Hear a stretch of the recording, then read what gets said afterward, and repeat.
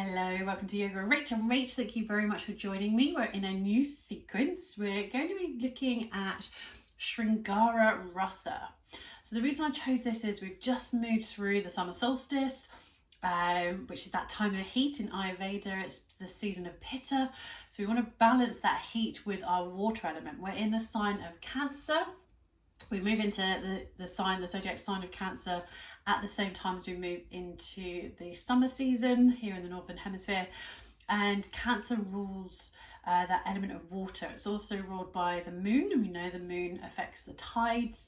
So we're going into that watery element. Sringara Rasa is what's known as the way love moves. And it's knowing that the heart is always trying to seek harmony and find that equilibrium, which is why I chose the mudra that we're just about to practice.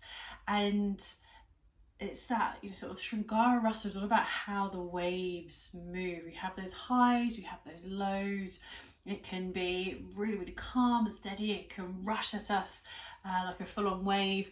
So there's all these different extremes when we come to working with that water element. So we're finding that flow. Now, Cancer is one of the yin signs.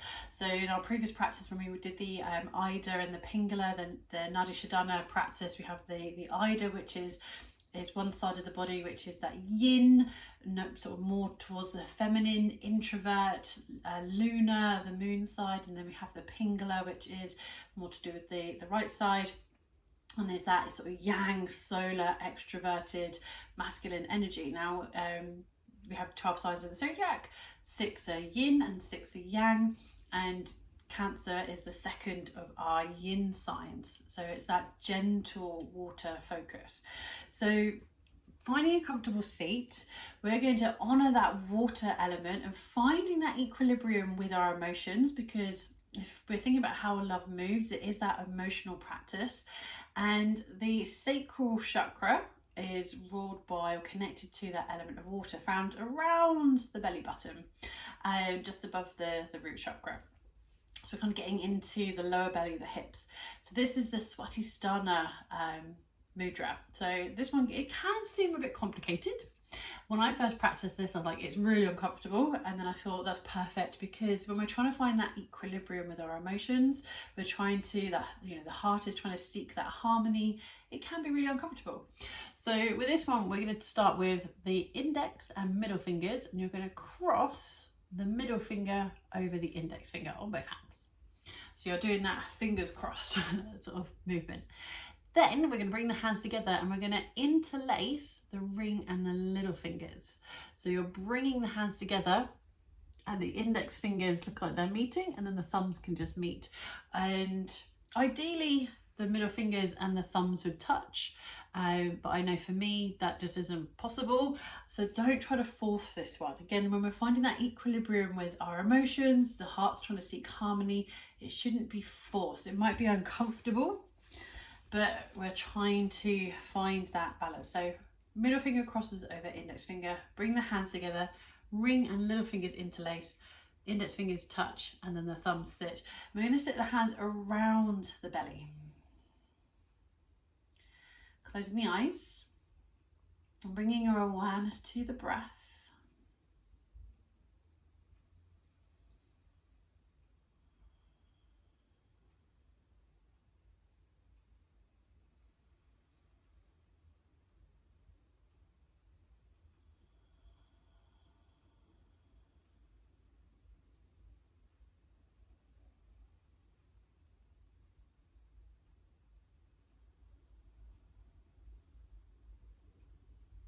And really be aware every time you practice this mudra, checking in with how you're feeling.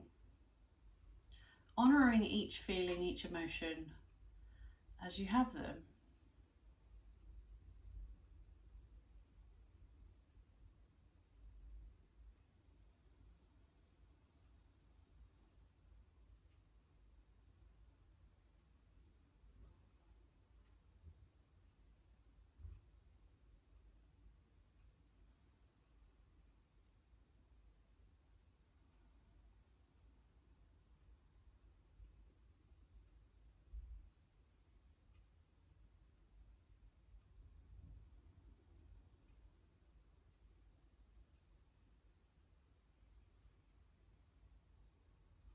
And you might keep the hands in your Swadhisthana Mudra, your sacral chakra gesture, or perhaps you're starting to gently, very slowly, very consciously release.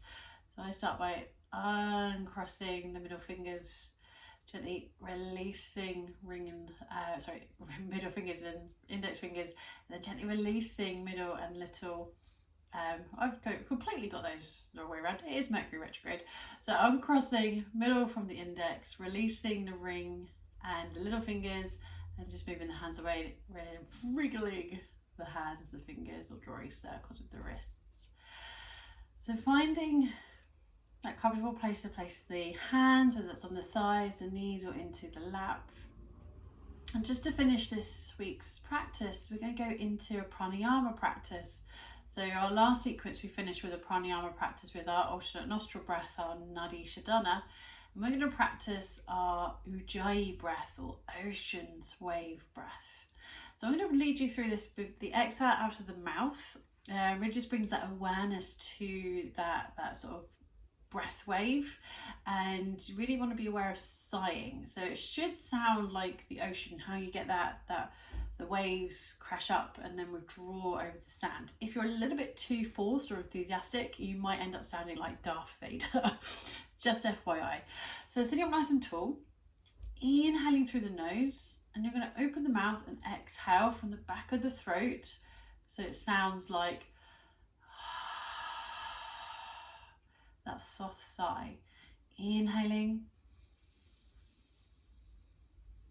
exhaling. Keep going.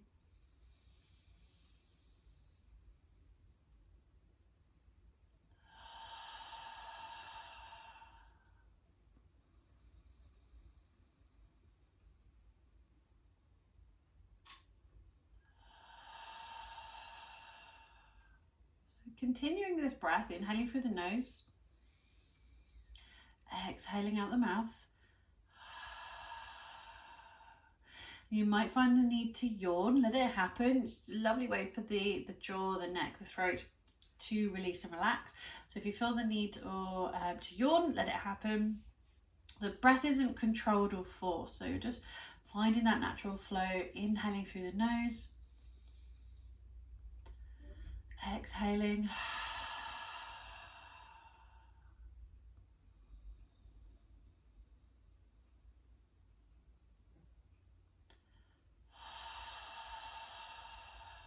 And in time, you might be able to practice this so you hear that soft sigh, that constriction at the back of the throat as you exhale through the nose. But I do find exhaling out of the mouth, releasing that sigh, maybe feeling the need to yawn without it being forced or suppressed, really helps to bring us into that rest and digest, which is a very yin place to be. So continuing this for a few more rounds.